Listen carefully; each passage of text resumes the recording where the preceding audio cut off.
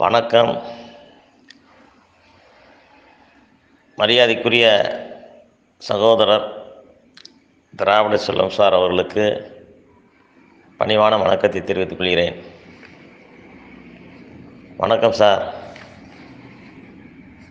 நான் திருப்பரங்குன்றத்திலிருந்து வேல்பாண்டியன் பேசுகிறேன் சார். ஐயாவுடைய பக்தன் பேசுகிறேன் சார். சார், ஐயாவை பற்றி ஒரு சிறு குறிப்பு மட்டும் நான் சொல்கிறேன் சார். முத்தமிழ் வளர்த்த முதுநகர் மாநகர் மதுரையில் ஒரு சௌராஷ்டிரா சமூகத்தில் இறையருள்மிக்க தொகுலுவா டி.ஏ. மீனாட்சி சுந்தரம் ஐயங்கார் வேங்கடம்மாள் தம்பதிகளின் தவப்பயனால் அவர்தம் குலம் விளங்க பிறந்தவர் ஐயா டி.எம். சௌந்தரராஜன் அவர்கள். 24/3/1923 பிறந்த இவர் மாணவ பருவத்திலேயே மதுரை சௌராஷ்டிரா உயர்நிலைப்பள்ளியில் ஒரு பாடகனாக திகழ்ந்து உரிய காலத்தில் மதுரை அமரர் சின்னகொண்டா திரு சாரங்கபாணி பாகவதரிடமும் தொடர்ந்து அமரர் காரைக்குடி திரு ராஜாமணி ஐயங்காரிடமும் முறையான இசை பயிற்சி பெற்று அரங்கேறியவர் சார். இவரது அரங்கேற்றம் மதுரை ஜடாமணி கோவில் தெருவில் தார்மீக சர்வபௌம பிரம்மஸ்ரீ கேஎம்எஸ் லட்சுமண ஐயர் அவர்கள் தலைமையில் 1945 நிறைவேறியது. மதுரை ராயல் டாக்கீஸ் ஸ்ரீ பாபு ஐயர் என்ற கொடைவள்ளல் திரு என்எம்ஆர் வெங்கடகிருஷ்ண ஐயர் அவர்கள் முயற்சியால் ஜூபிட்டரின் கிருஷ்ண விஜயம் என்ற படத்தில் முதலில் பின்னணி பாடி 1946 திரைப்பட பின்னணி பாடகராக ஐயா அவர்கள் திகழ்ந்தார் சார்.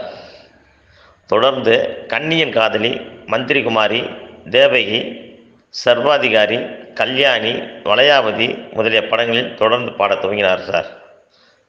கூண்டுக்கிளி படத்தில் நடிகர் தினம் சிவாஜி கணேசன் அவர்களுக்கும், மலைக்கல்லன் படத்தில் மக்கள் திலகம் எம்.ஜி. ராமச்சந்திரன் அவர்களுக்கும் முதலில் பின்னணி பாடி குரல் கொடுத்த நமது ஐயா தூக்குத்தூக்கி படத்தில் திரு சிவாஜி கணேசன் ஏற்ற பாத்திரத்திற்கு எல்லா பாடல்களையும் பாடி அதன் மூலம் திரைப்பட பின்னணி இசைத்துறையில் ஒரு நிலையான இடத்தை பெற்றார்.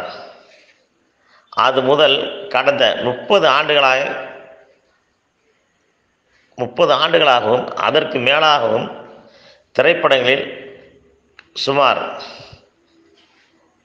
4000க்கும் மேற்பட்ட பாடல்களுக்கு மேலாகவும் தானே இசையமைத்து ஹெச்எம் நிறுவனம் வெளியிட்டுள்ள சுமார் 600க்கும் மேற்பட்ட பக்தி பாடல்களுக்கும் இசையமைத்து எதிர்கால வரலாற்றில் இவரது சாதனையாக அமைந்துள்ள செவிக்கினிய இசைக்கலை படைப்புகளாக திகழ்கிறது சார். ஒரு இசைக்கலைஞனுடைய தனித்த சாதனை என்ற கண்ணோட்டத்தில் பார்க்கும்போது நமது ஐயா டி.எம். சௌந்தரராஜன் அவர்களின் சாதனை ஈடு இணை இல்லாதது என்பது நாடெறிந்த ஒன்றாகும் சார். இவரது மனைவி திருமதி டி.எஸ். சுமித்ரா தேவியார் அம்மா அவர்கள் 3 புத்திரர்களும் 3 புத்திரிகளும் இருந்த இவருடைய குடும்பத்தில் மூத்த புதல்வர் 1967 இயற்கை எய்தினார். இது ஐயா அவர்களுக்கு வாழ்வில் ஈடுகட்ட முடியாத இழப்பாகும். இவரது 2வது புதல்வர் திரு டி.எஸ். பால்ராஜ் அவர்கள், அதற்கு அடுத்தபடியாக திரு டி.எஸ். செல்வகுமார் அவர்கள். இருவரும் இசை பயிற்சி பெற்று இன்றும் இன்னிசை நிகழ்ச்சியை நடத்தி கொண்டு வருகிறார்கள். தமிழிசையின் வளர்ச்சியும் பக்தி துறையின் உள்ளார்ந்த ஈடுபாடும் பிறருக்கு உதாரணமாக விளங்கக்கூடிய கட்டுப்பாடான வாழ்க்கையும் முருகப்பெருமானின் திருவருளுமே இவருடைய வாழ்க்கையின் குறிக்கோள் ஆகுமா சார். இப்படிப்பட்ட புகழ்பெற்ற நமது ஐயா அவர்கள் தெலுங்கு கன்னட படங்களிலும் பாடல் பாடியிருக்காங்க சார்.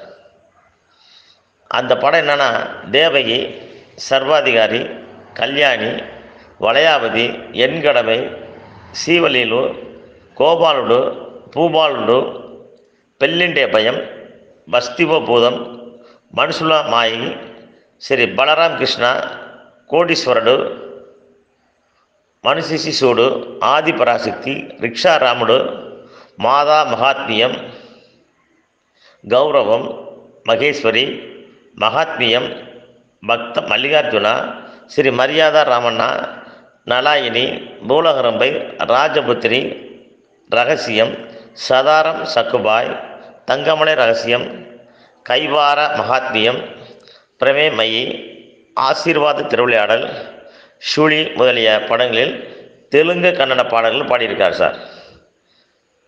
அவர் தமிழில் பாடிய பாடல்கள் இன்றைக்கும் மிக பிரபலமான பாடல்கள் இன்றைக்கும் அளவு கடந்த உள்ளது என்பது எல்லாருமே தெரிஞ்ச விஷயம் சார்.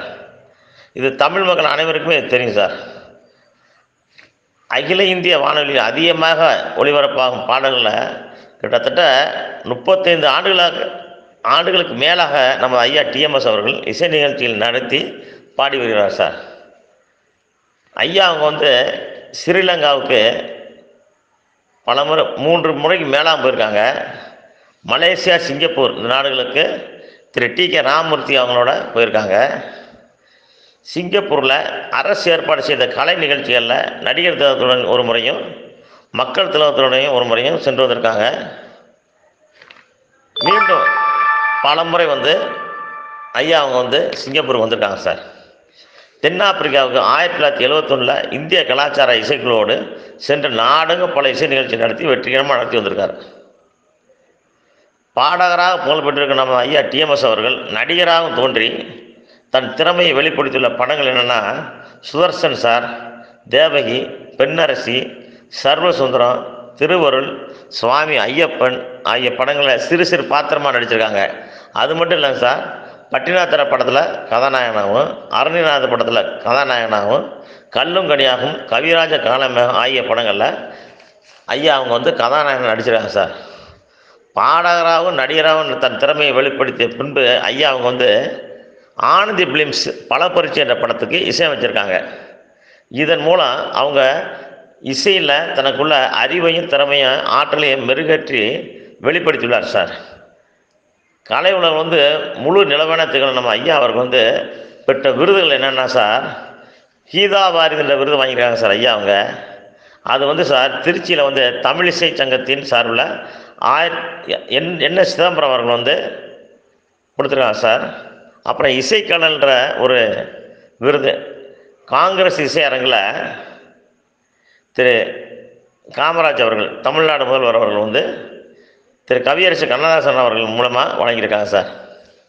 அப்புறம் கற்பகத்தரு இசை மன்னர்ன்ற பட்டம் சேலத்தில் தமிழிசை சங்கத்தினர் ஒருட்டும் வழங்கியிருக்காங்க சார். அப்புறம் கீதாஞ்சன பாரதின்ற ஒரு பட்டம் கொடுத்துருக்காங்க. அது எப்படின்னா மதுரையில் ஆதினம் ஸ்ரீலஸ்ரீ சோமசுந்தர தம்பிரான் என்றவங்க கொடுத்துருக்காங்க சார்.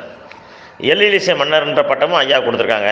அது எப்படின்னா 1972 டி.எம். சௌந்தரராஜன் ஐயாவோட வெள்ளி விழாவை முன்னிட்டு திரு ஏவிஎம் அவர்கள் நடத்திய ஒரு நிகழ்ச்சியில் முத்தமிழ் அறிஞர் டாக்டர் கலைஞர் அவர்கள் கொடுத்துருக்காங்க சார்.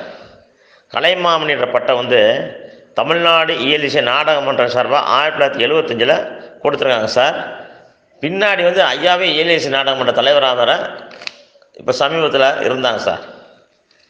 சிறந்த பின்னணி பாடகராக மட்டும் சார் ஐயா 12 ஆண்டுகளாக தொடர்ந்து ஃபிலிம் ஃபேன்ஸ் அசோசியேஷன் சார்பாக கொடுத்து கௌரவிச்சிருக்காங்க சார்.